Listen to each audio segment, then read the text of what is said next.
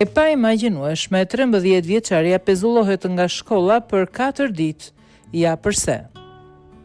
Një nën është nervozuar pasi vajza e saj 13 vjeçare u pezullua për 4 ditë nga shkolla pas një shkelje qesharake të politikës së uniformave të shkollës. Vajza e Rachel Dawson, Izabela Dawson, u dërgua në shtëpi për shkak se mbante vath të padukshëm për të fshehur shpimet e veshëve. Akademia Kirkbark në Angli i konsideroi vathat si një shkelje politikës së saj pa bizhuteri. Kjo pavarësisht pretendimit të Dawson se Izabela i ka mbajtur ato në shkollë që nga shtatori vitit 2023.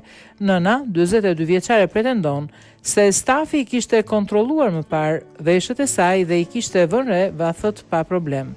Grindja filloi pasi Dawson mori një telefonat nga shkolla duke thënë se Izabela do të pezullohej pasi ajo refuzoi t'i nxirrte ato jashtë ose të merrte pjesë në izolim.